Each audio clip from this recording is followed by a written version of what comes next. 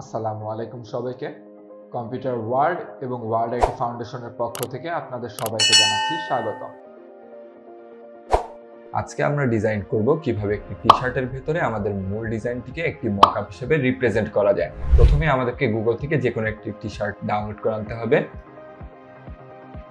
এখান থেকে আমরা একটি টি-শার্টের পিএনজি ডাউনলোড করে নিয়েছি। সো এখান থেকে আমরা যদি চাই কোনো একটি ব্যাকগ্রাউন্ড দিতে, সেক্ষেত্রে আমরা চাইলে ব্যাকগ্রাউন্ডও দিতে পারবো। আমাদেরকে প্রথমত যে কাজটি করতে হবে, টি-শার্ট মকআপের ব্যাপারটিকে 3টি স্টেপের মাধ্যমে ডিভাইডেশন করে আমাদেরকে কাজটি করতে হবে। সো আমাদেরকে এই কাজটি করার জন্য প্রথমত টি-শার্টটির একটি প্রিসেট রেডি করে নিতে হবে। তো টি-শার্টটি সিলেকশন করা আছে, টি-শার্টটির লেয়ারে থাকা অবস্থায় আমাদেরকে প্রথমত এই টি-শার্টের ভাঁজগুলোকে আরো বেশি রিয়েলিস্টিক মনে হওয়ার জন্য আমরা চলে যাব এখান থেকে অ্যাডজাস্টমেন্টের ভিতর থেকে আমরা চলে আসবো লেভেলসের ভিতর থেকে আমরা এই লেভেলসটাকে আমরা একটু বাড়িয়ে কিংবা কমিয়ে আর একটু ভাঁজগুলোকে গাঢ়ভাবে বোঝা যায় তেমন করে চেঞ্জগুলো করে নেব। সেখান থেকে আমরা চেঞ্জ করে নিচ্ছি যাতে আমাদের শেডগুলো আরো ভালোভাবে বোঝা যায়। সেক্ষেত্রে আমরা নিলাম। এরপর আমরা চলে যাব অ্যাডজাস্টমেন্টের হিউ স্যাচুরেশন থেকে আমরা এখান থেকে স্যাচুরেশনটাকে একটু কমিয়ে এবং লাইটনেসটাকে একটু কমিয়ে বাড়িয়ে দেখবো যে কখন আমাদের এই টি-শার্টের ভাঁজগুলো আরো বেশি পারফেক্টভাবে দেখা যায়। সেক্ষেত্রে আমরা দেখে নিলাম, দেখানো শেষ। এরপর আমাদের টি-শার্টের মেইন লেয়ারে যাব।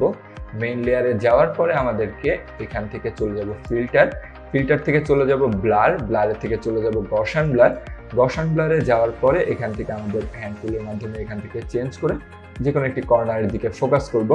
কর্নারগুলো মিনিমাম একটু ব্লার হওয়া পর্যন্ত আমাদেরকে এইটিকে ব্লারটি বাড়াতে থাকবো। আমাদের কর্নারটি মোটামুটি ব্লার হয়েছে, এখান থেকে 2 থেকে 2.5 এরকম রেঞ্জে আমাদের ব্লারটিকে রাখলে সবচেয়ে ভালো আউটপুট আমরা দেখতে পাবো। আপনারা চাইলে পরিবর্তন করে নিতে পারেন। এখান থেকে আমরা আপাতত ওকে দিলাম। ওকে দেওয়ার পরে আমাদেরকে এই পুরো জিনিসটি ব্লার হয়ে গেল।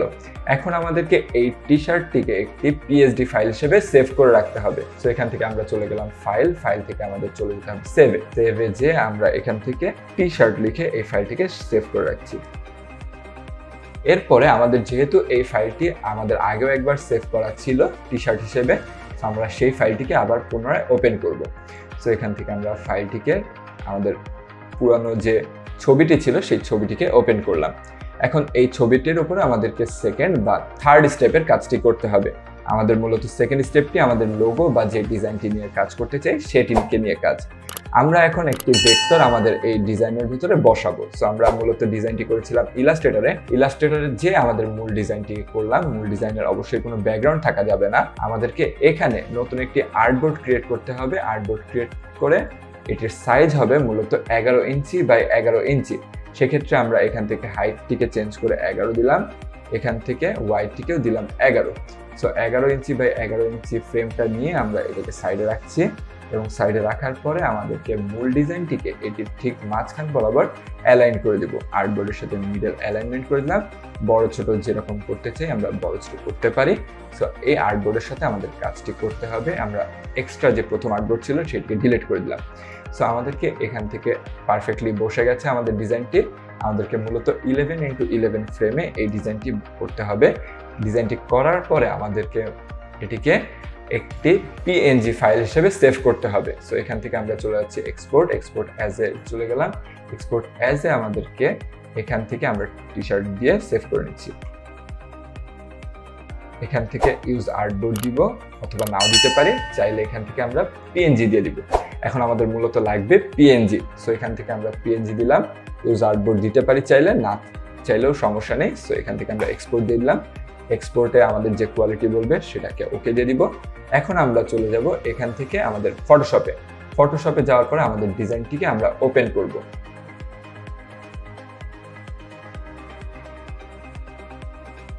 এখান থেকে আমরা ভেক্টরটিকে ওপেন করে নিলাম।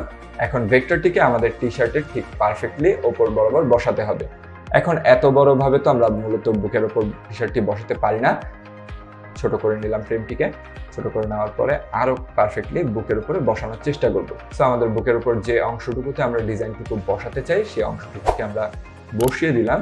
বসিয়ে দেওয়ার পরে এখন জিনিসটাকে টি-শার্টের সাথে ঠিক একটা বাস্তব মনে হচ্ছে না। সেটার জন্য আমাদেরকে কি করতে হবে, তৃতীয় স্টেপের কাজটি শুরু করতে হবে।